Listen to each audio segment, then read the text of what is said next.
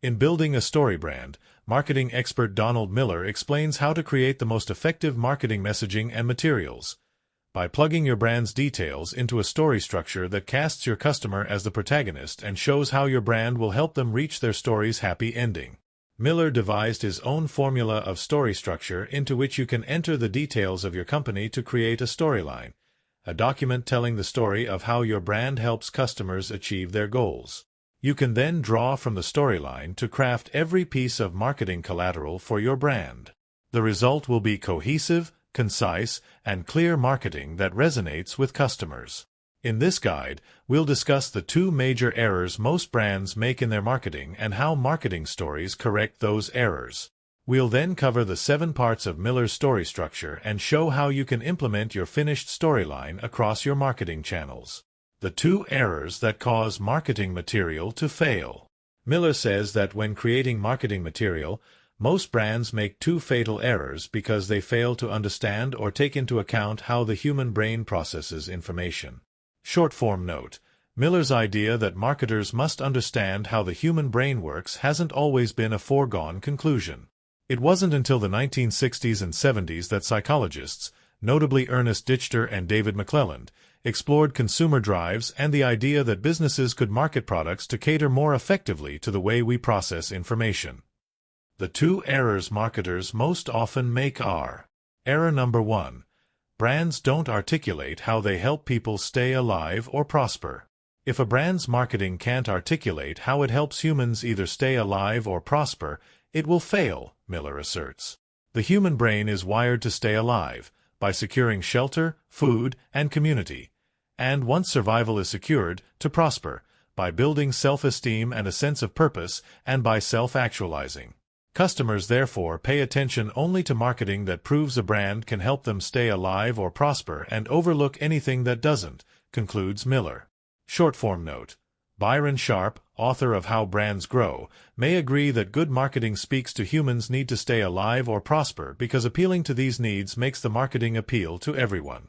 Sharp argues that demographic divisions, which marketers usually tailor content toward, aren't accurate and that there's more overlap between divisions than is commonly thought. In other words, almost all brands have the potential to sell to everyone, not just a specific segment of the population. Thus, to earn the most, their marketing should appeal to universal needs like those Miller identifies. Error number 2. Brands force customers to waste calories parsing information. Miller writes that the second error brands make is forcing customers to expend calories sifting through irrelevant information. Many brands include excessive, confusing, or unhelpful information in their marketing, which doesn't show how the brand helps customers stay alive or prosper.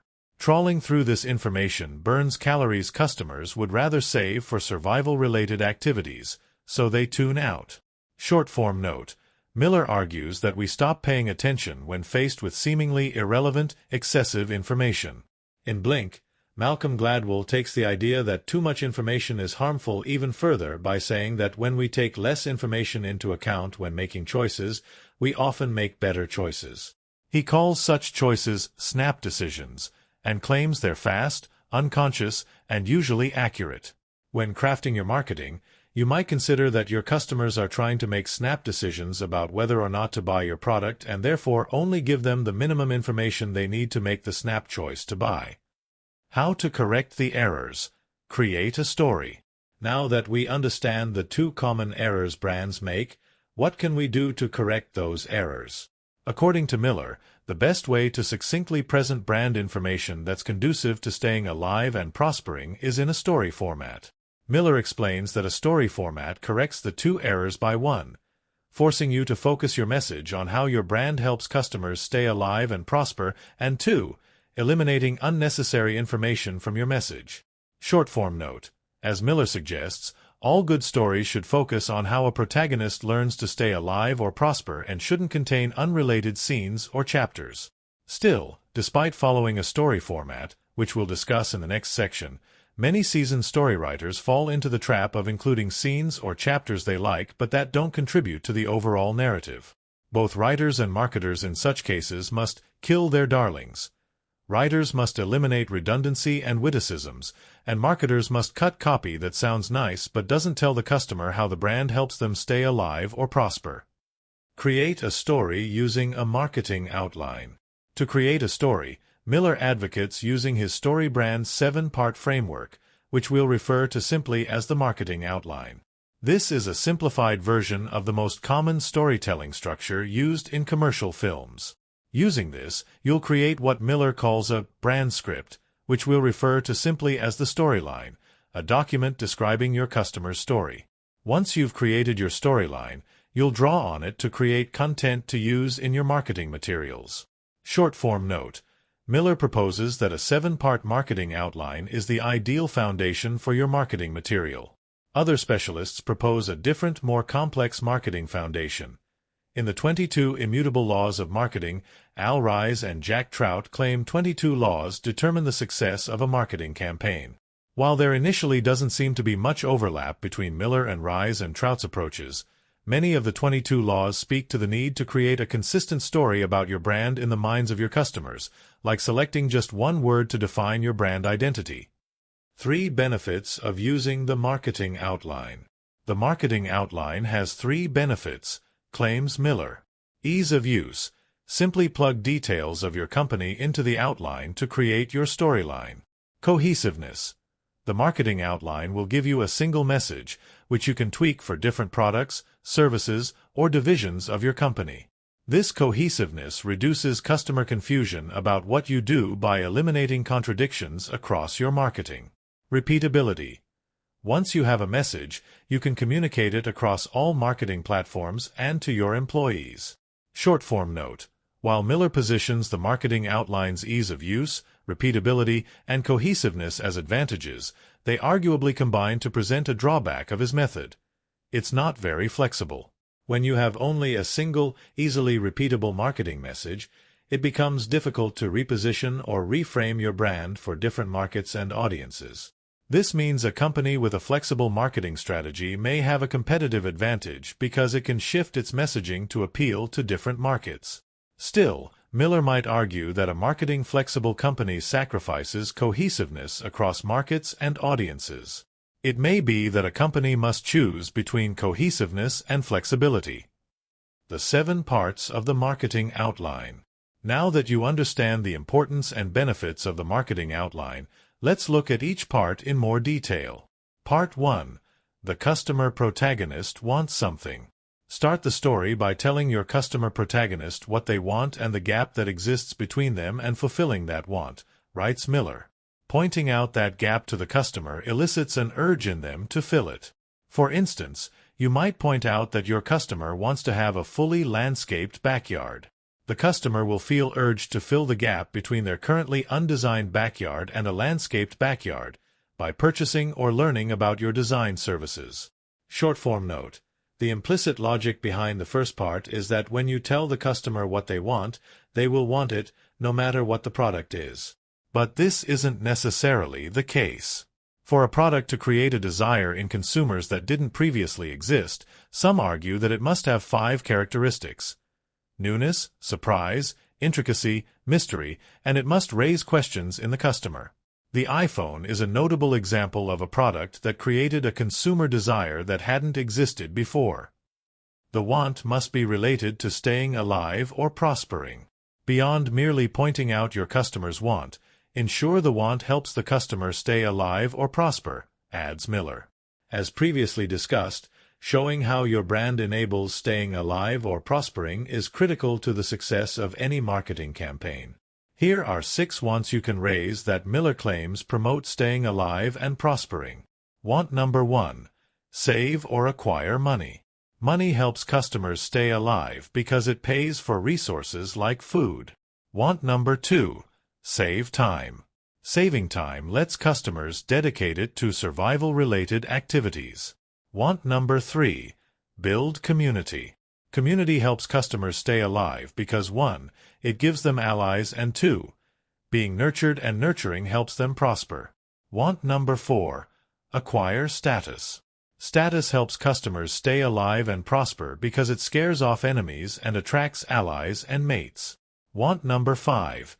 Create opportunities to be generous. Being generous helps customers prosper because 1. It makes them more likable, which increases their ability to form relationships, and 2. Helping others gives their lives meaning. Want number 6. Find meaning. A brand offers meaning, a key survival need, by allowing customers to be part of something greater than themselves. Marketing wants based on the need for love and acceptance. The wants Miller lists above are based on Maslow's hierarchy of needs. According to this psychological model, humans first are driven to address basic survival needs for food, shelter, and rest. Once we've addressed those, we move on to higher-order needs for security, acceptance and love, esteem, and personal fulfillment. Interestingly, Miller omits a crucial element of Maslow's hierarchy in his list of marketing wants: the need for love and acceptance. Brands that might benefit from raising such a want in their marketing include beauty and personal care brands. These can promise to fill the gap between the customer and their wish to be loved by making them more desirable or appealing to others. For example, the popular Old Spice commercial speaks directly to people's desire to be loved by showing a more desirable version of the average man and claiming that to be like the attractive, gentlemanly man in the commercial, they just need to use Old Spice body wash. Part 2. The customer protagonist encounters a problem. Once you've stated the customer protagonist's want, identify a problem standing in the way of achieving their want that your product or service overcomes, writes Miller. Without a problem or conflict, customers lose interest in your narrative. What's more, the more specific and realistic the problem, the more the customer will invest emotionally in the story because they see themselves reflected in your brand. Short-form note.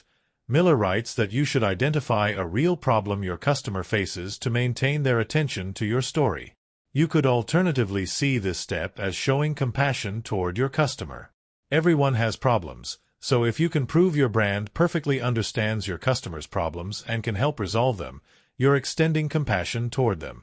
And compassion in turn feels good to the customer and engages them in your narrative. Make it easy for the customer to grasp the problem by presenting or personifying it as a villain, continues Miller. For instance, you could present waiting in line at grocery stores as a villain. Your online grocery delivery tool then defeats the villain. Short-form note. Miller's advice to personify problems as a villain speaks to humans' general tendency to personify objects from an early stage in life. Personification in children is a form of playfulness, and in adults, it can reduce the emotional impact of loneliness. 3 levels of problems. Now that you know to include a problem in your storyline, let's look at the 3 levels of problems that Miller claims exist. Level number 1. External. According to Miller, an external problem is tangible, like long lines at grocery stores. These are the most straightforward for brands to identify and solve. Level number 2. Internal. Internal problems are unpleasant internal states, usually frustration or doubt, the customer wants to be rid of, writes Miller. These are greater motivators to take action than external-level problems, but are harder for brands to identify. For instance, on an internal level, the problem of long grocery store lines would be, I never have enough time to do everything I need to do each day. Level number 3. Philosophical. Philosophical problems are universal problems all humans ponder, writes Miller. They often relate to questions of meaning and justice and can usually be expressed using should statements. On a philosophical level, the problem of long grocery store lines might sound like, life shouldn't just be about work and chores. I should have time for friends and fun, too. Understand your customer's problems by asking questions. In To Sell is Human.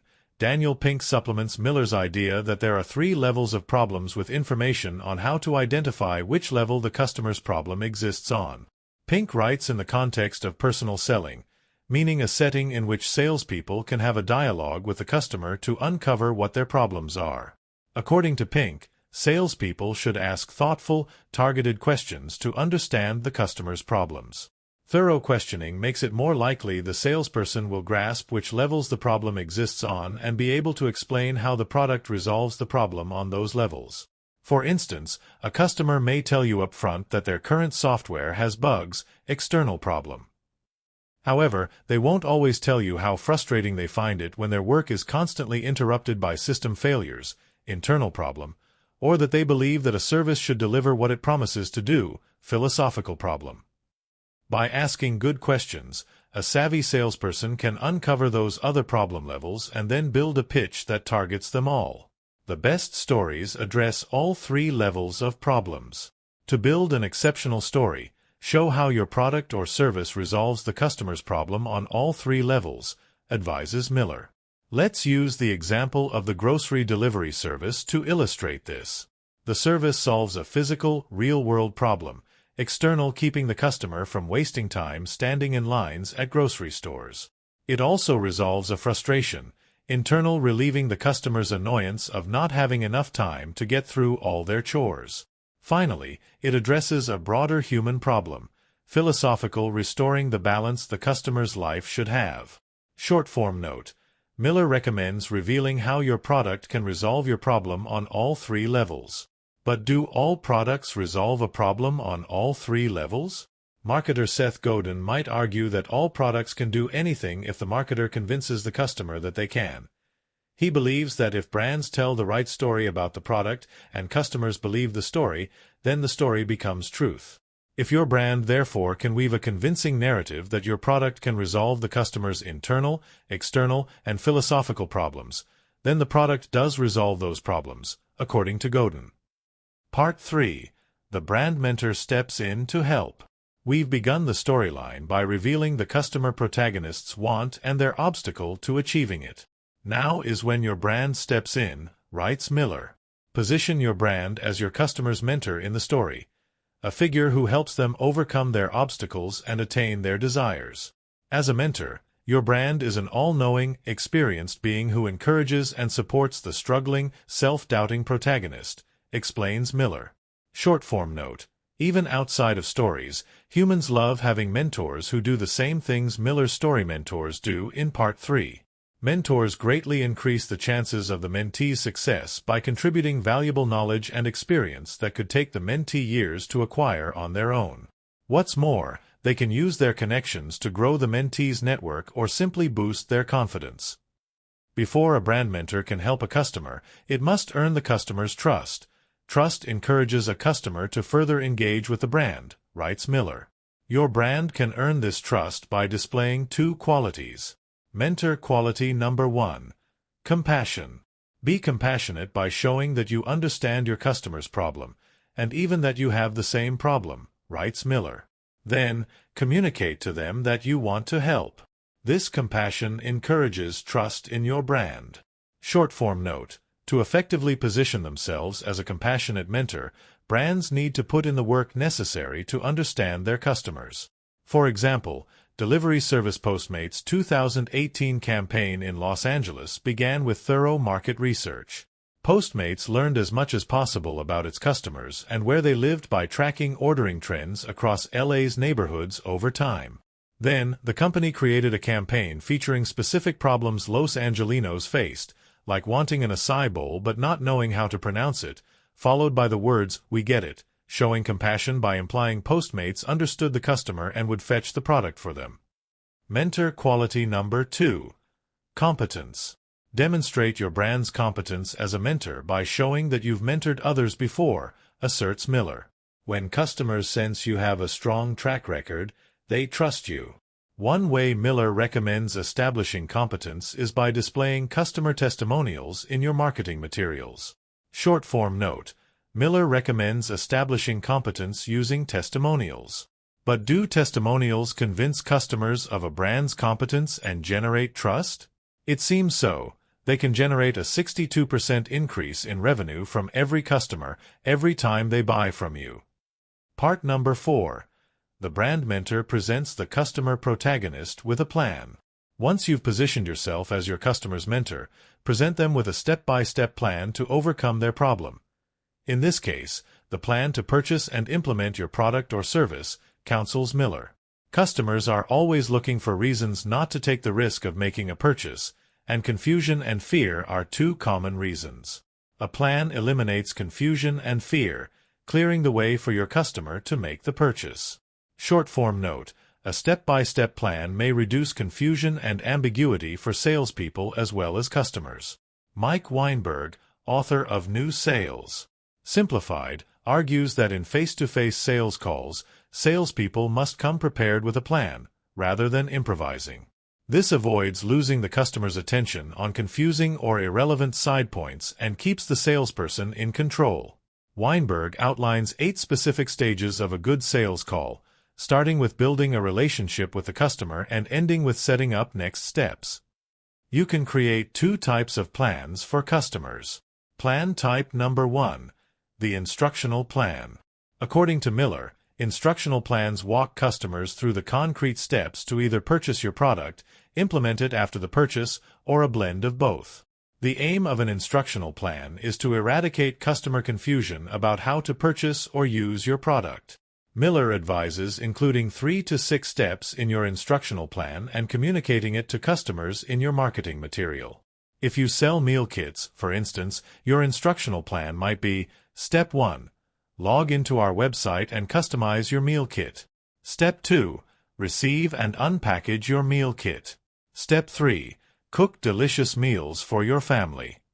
Short-form note: the key values of simplicity and clarity, which Miller emphasizes in the instructional plan, appear again and again in other advice on marketing. The more you can eliminate ambiguity and complexity around your product in the mind of the customer, the greater your chances of making a sale. You might consider adding clarity and simplicity to your business by paring down your product selection, pricing, or features, or by simplifying store or website layouts to facilitate buying. Plan type number 2. The Promise Plan. The Promise Plan lists the promises you make to your customer about how you'll do business with them, writes Miller. This plan makes purchasing from you less risky and scary in the customer's eyes. An example of a promise plan for your meal kit company might be: you'll only receive food that's locally sourced. You'll be able to responsibly recycle our packaging. If you're not satisfied with our product, we guarantee your money back. Short-form note: Miller writes that a promise plan explains how you'll do good business with the customer. Such plans are usually easier to create for products than for services because you often can't redo a service in the same way you can repair a product. Nonetheless, service-centered companies can get creative when thinking of ways to guarantee customer satisfaction. For example, you could provide a voucher for free future services, refund money, or pay for services from another company. An advantage of a strong promise plan is that you can charge more for your services up front because removing customers' risks reduces their fear, making them willing to pay more. Part 5. The brand mentor calls the customer protagonist to action. Now that you've outlined how your customer can solve their problem with your product, call them to action to buy, instructs Miller. It won't be clear to the customer what you want them to do, buy your product or service, if you don't explicitly and repeatedly tell them. Short-form note: not only do customers need calls to action to buy, as Miller claims, but they also expect them.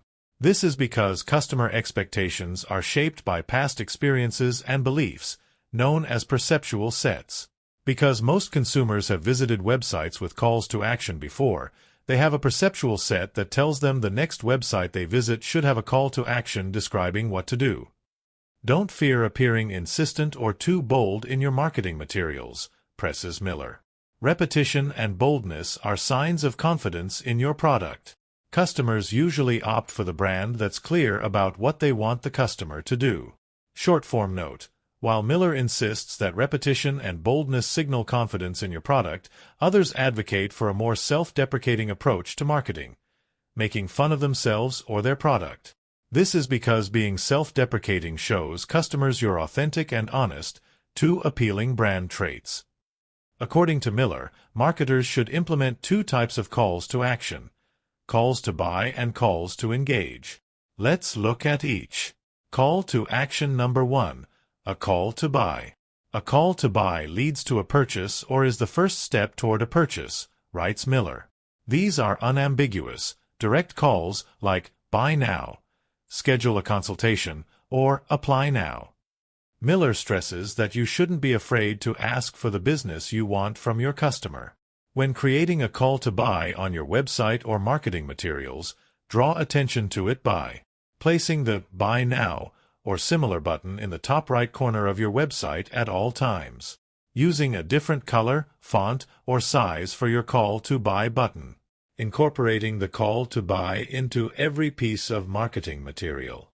Short form note: while Miller's strategies might be a good starting point to draw attention to your Call to Buy, they won't be effective at generating purchases if the Call to Buy itself is weak.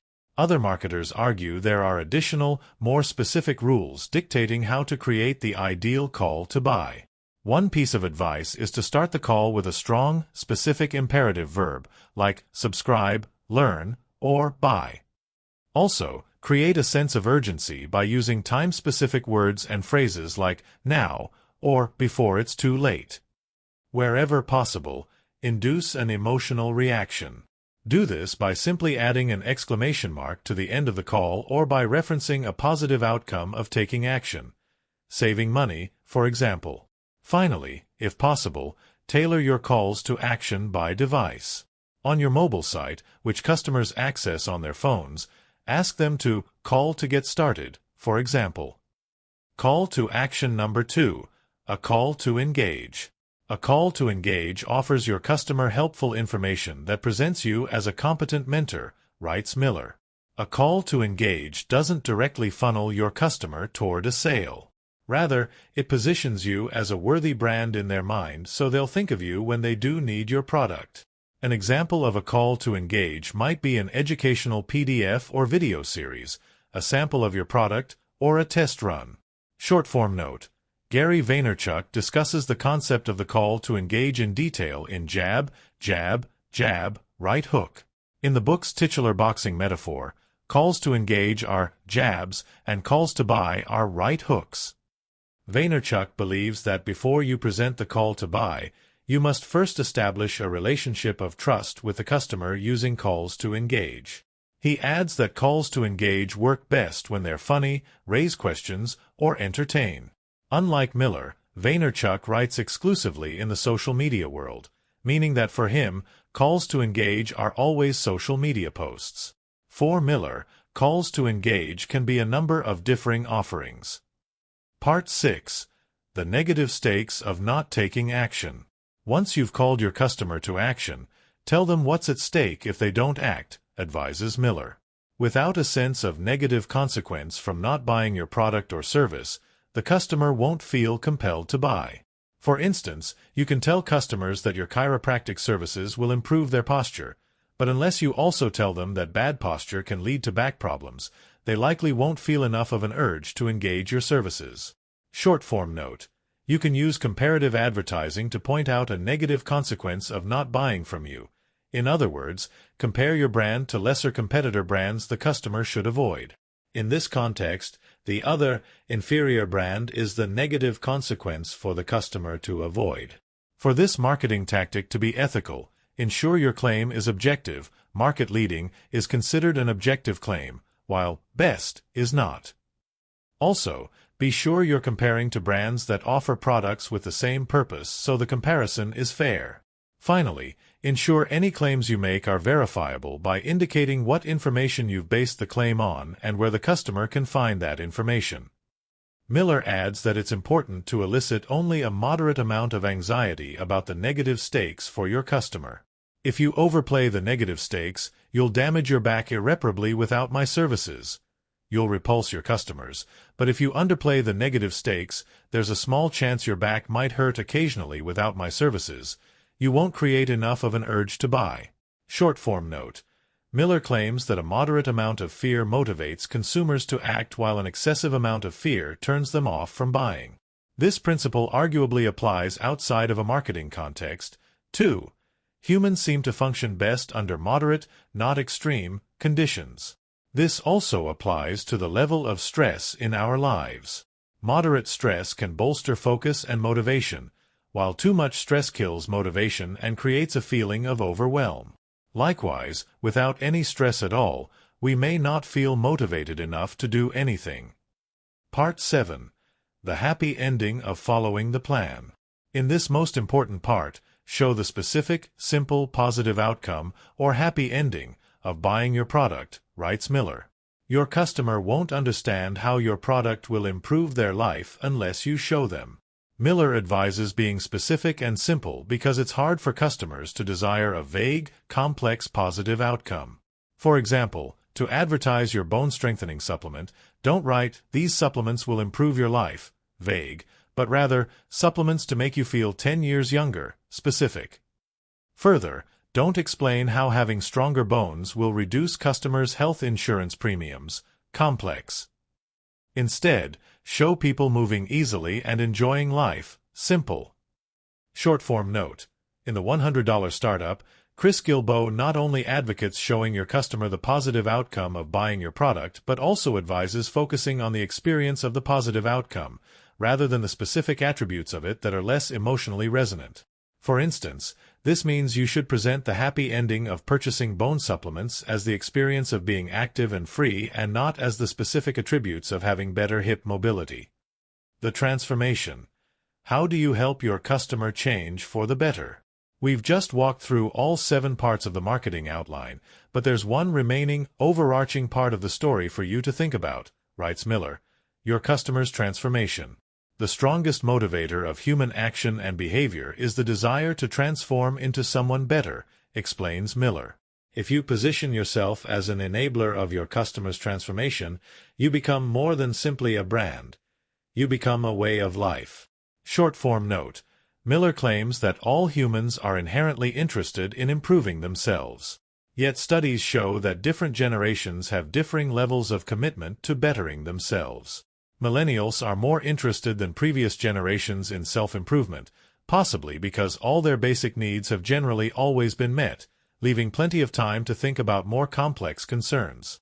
Another reason may be that millennials' expectations of themselves are higher than those of previous generations, as research seems to indicate. To understand what your customers want to transform into, identify their aspirational identity, suggests Miller. This is how your customers would like to see themselves.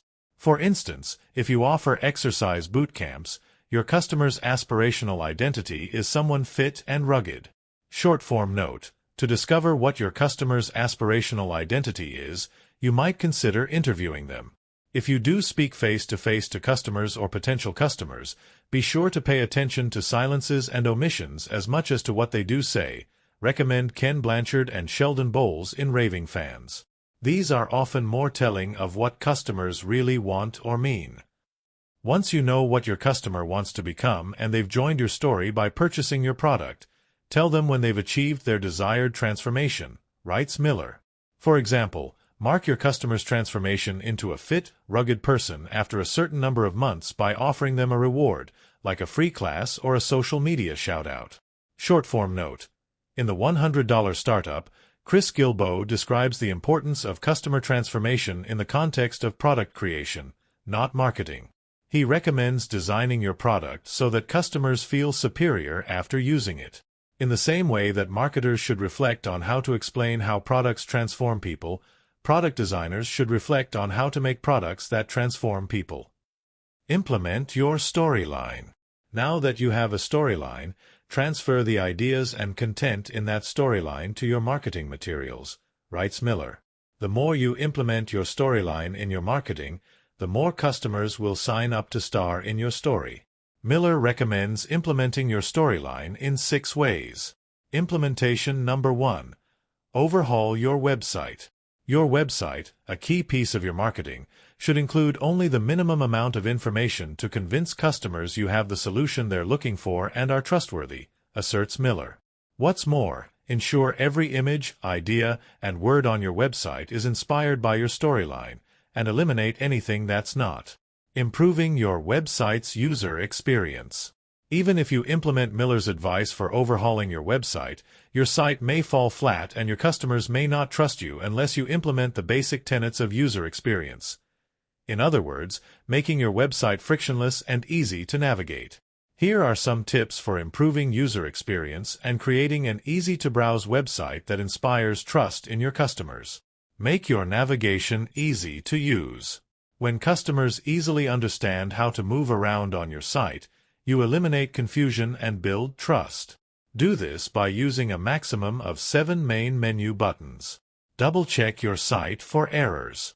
Errors, like dead links, images that won't load, and typos, reduce customer trust. Reduce the number of choices the customer must make. When customers face too many options on a page, they become confused and are likely to leave. Encourage customers to scroll down. When customers scroll, they become more invested in your site and product, and this makes them more likely to buy.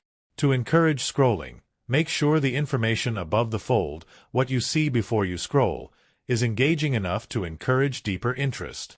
Implementation number 2. Write a brand logline. Miller also recommends writing a brand logline, a short, repeatable phrase or sentence that answers the question, "What does your company do?" When writing your logline, use the following elements from your storyline: the customer protagonist, the problem, the plan, and the happy ending. For example, if you sell a line of herbal teas, your brand logline might be, "Find serenity in your hectic workday with our customizable, pre-packaged tea blends." The customer here is a busy office worker. The problem is the hectic workday. The plan is to use easy, hassle-free pre-packaged blends, and the happy ending is finding serenity. Short-form note. Other marketing specialists have devised alternative ways to succinctly describe your business to others. In To Sell is Human, Daniel H. Pink outlines 4 different pitches that vary in length. These are more situation-specific than Miller's logline, which he advises using across all marketing platforms. Pink's recommended pitches are the single-word pitch, which simplifies your message to its absolute core, the question pitch, phrased as a question to the customer, which inspires connection, the email subject line pitch, which makes the recipient curious enough to open an email, and the longest, the Twitter pitch, which inspires a base of followers to act. Implementation number 3. Start an automated email campaign. Implement a 4-email, pre-written, automated campaign that begins when an email address is added to your email list, advises Miller. The first 3 emails should simply be calls to engage. The 4th email should contain a call to buy. Repeat this sequence every month. The goal of the email campaign is simply to get your brand into customers' consciousness, assures Miller. That way, when they do need a product or service, they'll think of you first. Short-form note. Miller alludes to the fact that most marketing emails go unopened, which is why your only goal with an email campaign should be to get your customer to see your brand name. Indeed, in most industries, email open rates hover around 20%. That said, unsubscribe rates are also low, usually around 0.2%. This supports Miller's claim that email is a good way to at least get your brand name out there because while few customers will read the email, most of them will stay subscribed and continue to see your brand name in their inboxes. Structure emails around the customer's problem, counsels Miller. Describe the problem, how you'll solve it, and how much better life will be once it's solved. Short-form note. We're beginning to see that even in the small pieces of your marketing, Miller believes you should continue telling truncated versions of the storyline. His recommendation for structuring your email is, in essence, a condensed version of the storyline. It's worth bearing this in mind as you explore different forms of marketing, like social media marketing. Implement your storyline everywhere. Implementation number 4. Showcase testimonials of transformation. Solicit and share customer testimonials that describe how your product transformed their life for the better, recommends Miller. As we've already explored, people are most motivated by the desire to transform and will want the same transformational experience you've provided others. Just asking customers for testimonials won't give you the stories of transformation you want, though, warns Miller. Instead, ask pointed questions that prompt the reader to describe or allude to a transformation. For instance, how has our product changed your day-to-day life? How much can brands shape testimonials? Miller suggests you ask customers targeted questions to solicit the information needed to create a compelling story of customer transformation. While this is a far cry from outright lying or inventing a customer testimonial, it nonetheless begs the question: how do potential customers know that a testimonial is objective, rather than unduly influenced or even created by the company requesting it? Fortunately, In the U.S., there are legal safeguards that ensure customer testimonials are based on a real person's experience. Fake testimonials are illegal because they confer an unfair advantage over competitors and mislead customers. Additionally, in most cases, paid testimonials are also illegal, unless the testimonial clearly states that the customer is being paid but that their contribution is nonetheless truthful. Implementation number 5. Build a rewarding referral system. Finally, implement a referral system that enables happy customers to recommend your product to others and rewards them for it, advises Miller. The easiest way to do this is to send an automated email to customers who've made 1 to 2 purchases containing a video or resource they can pass to friends. If they refer a new customer, offer existing customers a reward, such as a commission, a gift, or membership in an affiliate program. Short form note. Marketing specialists extol the virtues of referrals because they have the highest return on investment compared to other marketing tactics and generate leads who already have a strong level of interest in your product. However, specialists advise companies to ask for referrals early in the customer relationship, when the customer is still impressed with your product. Wait too long, and they lose the excitement that would cause them to refer you to a friend. Miller's recommendation to present an opportunity to refer another customer after only 1 or 2 purchases is likely early enough.